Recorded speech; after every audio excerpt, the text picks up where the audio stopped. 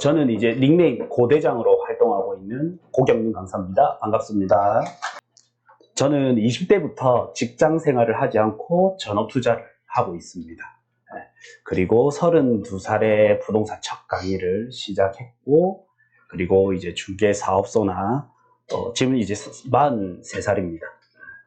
그래서 이제는 좀 캠프 부동산 스쿨이라고 이제 부동산 투자 전문, 저희 플랫폼을 이제 구성을 해서 여기서 부동산 교육, 중개, 컨설팅, 개발까지 다 하고 있거든요. 그래서 부동산에 정말 이제 산전수전, 공중전까지 다 겪은 것 같아요. 그래서 1교시는 이제 입지 분석을 어떻게 해야 되는지, 2교시는 그에 따라서 나의 투자 전략, 내 집 마련 전략은 어떻게 해야 되는지, 3교시는 아주 짧게 내용은 다 담아서 금액대별로 추천 아파트는 어떤 게 있는지 알려드릴게요. 여러 가지 분석이 있지만, 저는, 많은 데이터를 본다고 다 잘하는 건 아닌 것 같아요.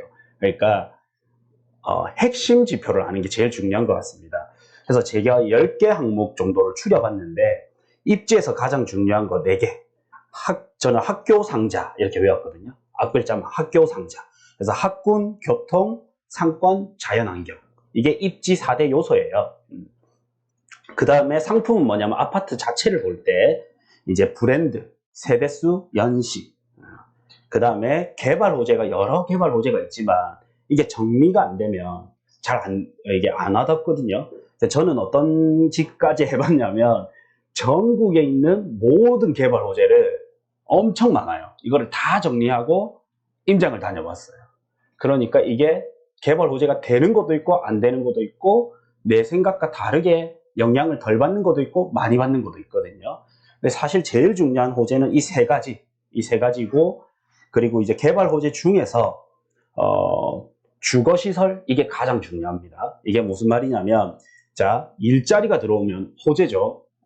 일자리가 들어오면 호재인데 이거는 시간이 한참 걸려요. 지금 제2센텀에도 일자리가 들어올 예정이고 북항에도 일자리가 들어올 예정이에요. 에코델타시티도 들어올 예정이에요. 근데 한참 걸리죠. 그리고 일자리가 들어온다 해도 되는 입지가 더 많이 뜨게 되거든요. 그리고 이제 우리 흔히 지하철이 개통된다. 교통에서는 지하철이 제일 중요하거든요. 아파트에서는 지하철이 제일 중요해요. 근데 지하철이 개통되면 집값이 무조건 오를까요? 한 분 절레절레 했다. 뭐가 있냐면 예전에 서울 기준으로 2009년부터 13년까지 하락장이었습니다. 서울이. 그때 이제 황금 노선이 뭐냐면 7호선, 9호선 이런 게 있어요. 2호선이 제일 황금 노선이고 강남으로 바로 들어가는 노선이 2호선, 3호선, 7호선, 9호선이잖아요. 그래서 황금 노선이라 부르는데 7호선이 개통이 됐어요. 근데 집값이 안 올라. 그러니까 왜 안 오를까? 우리는 흔히 생각했을 때 지하철이 개통되면 집값이 오른다 생각하잖아요. 근데 하락장에는 지하철이 개통돼도 안 오른단 말이에요. 안 오른 경우도 있다. 왜 그럴까? 강남으로 들어가는, 서울로 들어가는 경기도의 지하철이 개통이 됐는데 강남 자체가 집값이 떨어져 버리니까 그냥 그 돈으로 강남을 들어가지 강남까지 연결되는 이 지하철을 그 지역을 갈 필요가 없어졌던 거죠. 근데 주거시설이 들어오는 거 있죠. 이거는 아주 강력한 호재고 특히 지방은 더 강력해요. 이제 우리 부산 분들이니까 부산을 보면 지금 지하철 정간선 들어온다. 2호선이 연장된다. 관심 좀 덜하지 않습니까? 맞죠? 그래서 부산은 이제 인구가 감소하는 시대이기 때문에 새로운 노선이 들어와서 새롭게 뭔가 하는 노선이 잘 없습니다. 이제는. 그러다 보니까 신축 아파트가 들어오는 게 굉장히 중요하거든요. 그래서 불황장 중에 분양을 했던 게 뭐가 있냐면 대연 DIL. 대연 DIL이 딱 들어오니까 맞은편에 있는 롯데캐슬 레전드, 그 다음에 비슷한 가격에 입지냐 신축이냐 이러면서 입지의 혁신도시가 가격이 올랐죠. 신축 아파트가 들어오는 게 굉장히 가격에 불경기 중에도 가격을 올릴 정도로 강력한 호재단 말이죠. 그리고 이번에 그 다음에 있었던 게 롯데캐슬 프론티엘, 양정 롯데 프론티엘 있죠. 그것도 보면 9억대 딱 분양을 했는데 괜찮으니까 바로 양정자이라든지 연양라인이라 불리는 그 일대의 가격이 또 움직이지 않습니까? 그래서 새 아파트가 들어오는 게 엄청 큰 호재거든요. 그리고 사실은 정확히 말하면 시세를 견인할 수 있는 새 아파트가 들어오는 게, 시세를 견인할 수 있는 아파트가 있는 게 가장 큰 호재예요. 그래서 신축이 아닌데 또 뭐가 있었냐면 삼익비치 재건축. 이게 이제 가격이 탁 오르니까 남천동에 퍼지잖아요. 이거는 왜 그러냐면 사람들은 무의식 중에 내가 보려는 아파트를 가격 비교를 계속 하거든요. 특히 같은 동네에서 비교를 한번 해본단 말이에요. 근데 그쪽에 비싼 아파트가 딱 견인을 해주면 내가 타겟팅하는 그 아파트는 가격이 좀 오르게 돼요. 그래서 요 주거시설 새로 들어오는 게 제일 강력한 호재다. 자, 이제 입지부터 볼게요. 사실 제가 몇 개를 줄이긴 했어요. 그냥 제일 좋은 거 4개, 학교 상자부터 봅니다. 그래서 이걸 통해서 사실 제일 중요한 거는 여기 입지 등급이라고 제가 표시했는데 이게 가장 중요합니다. 자, 그래서 학군이 좋다를 저는 어디 분양사무소에 이제 가보면 분양 상담사분들이 이런 말 하잖아요. 초등학교를 품고 있기 때문에 학군이 좋다라고 합니다. 그러면 좀 사하구의 초등학교 품고 있는 아파트와 센텀의 초등학교 좀 멀리 있는 아파트, 어디가 학군이 좋은 거예요? 그렇죠. 예. 그래서 학군이 좋다라는 거는 그 지역에 양질의 학원가가 있다가 제일 첫 번째예요. 예. 그 다음은 이제 좋은 중학교를 갈 수 있어야 되거든요. 근데 좋은 중학교를 갈 수 있는 초등학교 있죠. 예를 들어 여고 초등학교 같은 경우에는 여명중을 100% 보내지 않습니까? 예. 그러니까 그 여고 초등학교를 끼고 있는 아파트가 이제 또 영향을 많이 받죠. 그 다음 이제 뭐 초등학교 접근성. 그래서 이제 그때 초품화가 나오는 겁니다. 그래서 초품화가 아니라도 이제 이 순서대로 중요해요. 자, 그리고 학원가를 보려면 어떻게 하냐면 호갱노노라는 사이트에 들어가서 학원가를 클릭을 하면 이제 학원가가 이렇게 표시가 됩니다. 자, 아주 친절하게 다 알려놨죠. 그리고 이제 규모별로도 학원가가 있고 비용별로도 있어요. 비용은 이제 비용이 비싼 데가 소비력이 그만큼 되기 때문에 집값에도 큰 영향을 미치게 됩니다. 자, 학교 순위도 볼 수 있는데 리치고라는 사이트에 들어가면 여기 학군을 클릭해서 초중고 내가 보고 싶은 학군을 딱 클릭을 하면 이렇게 등급별로 다 나와요. 네, 상당히 좋죠. 리치고라는 사이트 혹은 앱에 들어가서 학군 찍고 초중고 학원가 이렇게 하면 싹 다 보입니다. 그리고 그 초등학교 배정받는 거는 이제 네이버 부동산에 들어가서 학군 정보 클릭하면 이제 어디 초등학교 배정받는지 이런 거 나옵니다. 네이버에서 단지 정보에 학군 클릭하면 나오고요. 아니면 직방이라는 사이트 있죠. 직방에 들어와서도 직방이 이제 되게 데이터가 괜찮아요.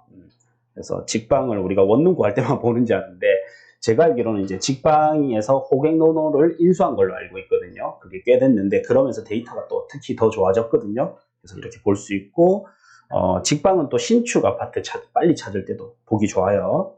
네. 그 다음 이제 교통은 도시철도가 지하철이거든요.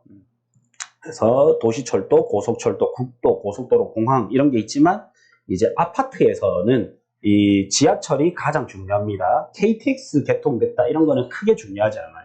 지하철이 제일 중요해요. 그러면 지하철 중에서도 황금 노선을 뭐라고 부르냐면 제일 집값이 비싼 동네 있죠. 부산으로 따지면 해운대구. 해운대구에 지하철이 들어가는 게 뭐가 있어요? 2호선이 있죠. 그래서 2호선이 황금 노선인 거예요. 그리고 또 그 다음 도심을 여러 개 들어가면 좋은데 부산은 지금 이제 3도심이고 곧 이제 4도심이 되는데 서면도심, 그 다음에 광북도심, 그 다음에 해운대도심 이렇게 3개거든요. 나중에는 이제 강서도심에서 에코델타시티랑 명지 신도시 합쳐서 거기가 도심이 될 거예요. 그러면 서울 지하철 2호선 같은 경우에는 3도심을 다 도는데 부산은 3도심 도는 데가 없고 2호선이 서면과 소면도심과 해운대도심을 돌거든요. 그러면서 이제 황금 노선이다 이렇게 하기도 하고, 그다음에 KTX역이 좋은 영향을 미치는 거는 부산에서는 잘 없는데 이런 데 있어요. 위성도시 역할을 하는데 그러면 뭐가 있냐면 이제 동탄역, 지제역 이런 데는 동탄 신도시 자체가 엄청 좋은 게 아니라 좋지만 이제 서울과의 접근성 때문에 동탄 신도시가 이제 많이 좋아진 거거든요. 그래서 이런 데는 서울과의 접근성에 SRT가 사실 생기면서, KTX는 아니죠. 요거는 SRT역이 생기면서 큰 효과를. 근데 부산에서는 좀 해당이 안 됩니다. 부산은 자, 그 다음에 이제 상권 같은 경우에는 마트나 병원이 기본적으로 이제 제일 중요하고, 그 다음 뭐 백화점이 있다든지, 뭐 프랜차이즈 같은 뭐 스타벅스나 뭐 이런 것들이 있으면 좀 좋죠. 근데 이게 온라인 시장이 많이 발전되면서 상권을 보는 게 굉장히 이제 좀 많이 약화됐습니다.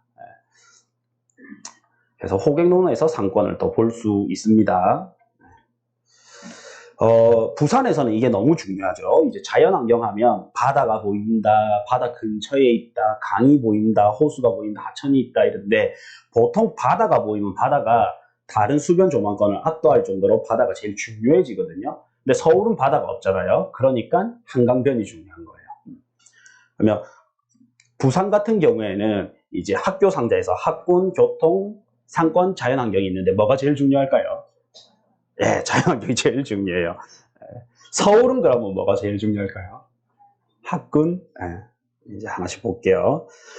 그리고 뭐 공원, 숲, 산 이런 것도 자연환경이 들어가고, 시민공원 같은 경우가 이제 부전동이 자연환경이 많이 부족했는데 시민공원이 군부대 이전하고 시민공원이 들어오면서 이걸 좀 많이 채우게 되죠. 그러니까 부산은 이제 평지 이런 걸 많이 찾게 되는데, 이제는 조금 트렌드가 지고 있어요. 이제 워낙 아파트를 잘 짓고 바로 지하 주차장에서 올라가는 이렇게 되다 보니까 이제 뭐 평지 이런 거는 조금은 지고 있습니다. DIL 같은 경우도 되게 고바이거든요. 근데 별로 이제 크게 안 느끼잖아요. 그래서 부산은 제일 중요한 게 광안대교 뷰가 압도적 1등. 그래서 테넌바움 거래되는 거 보세요. 오션 테라스도 그렇고. 그래서 광안대교 뷰가 보이는 게 가장 이제 웬만한 입지를 이길 정도로 광안대교 뷰가 이제 중요합니다. 대신에 이런 게 있어요. 불경기가 오잖아요. 그러면 우리가 뷰 뜯어먹고 살 게 아니다 해가지고 일상에 더 밀접한 영향을 미치는 이제 역세권이라든지 학군 좋은 이런 데가 좀 강세를 보이다가 상승장이 오면 광안대교 뷰 보이는 게 훨씬 이제 또 올라가게 됩니다. 그럼 지금 불경기에서 찍고 가고 있기 때문에 지금 같을 때는 또 뷰 나오는 걸 보는 게 좋겠죠. 그 다음 이제 해운대 바다 뷰. 예전에는 해운대 바다 뷰가 더 컸는데 계속 트렌드가 바뀌는 것 같아요. 그래서 앞으로는 남천동하고 강안동, 밀락동 이런 데가 광안대교 뷰가 좀 잘 나오기 때문에 이런 데가 많이 좀 뜨지 않을까. 그리고 젊은 분들은 해운대보다도 광안리 쪽을 더 좋아하거든요. 그래서 광안대교 뷰가 계속적으로 좀 강세를 보일 것 같아요. 저는 오션 테라스가 고점을 찍을 때가 좀 놀랬었거든요. 사실 학군이 좋거나 인프라가 좋은 건 아니잖아요. 그냥 뷰 하나로 15억 돌파를 했던 거죠. 16억 이상도 찍었잖아요. 그래서 광안대교 뷰, 용호동 W도 북향인데도 불구하고 맞죠. 대구는 그냥 학군이 제일 중요합니다. 그리고 서울은 교통이 중요하긴 한데 제일 비싼 데는 한강변입니다.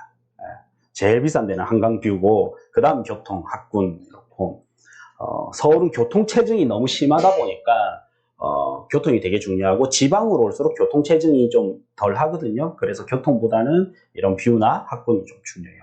울산은 제가 환경이라고 했는데 무슨 환경이 있을까요? 울산 바다?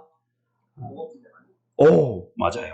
공업지대다 보니까 대공원 일대를 되게 허파 기능을 하는 대공원 일대를 선호했거든요. 그래서 대공원에 가까우면서도 학군이 좋았던 울산 남구 이쪽이 이제 뭐 옥동에서 신정동 뭐 이런 데가 좀 상급지였죠.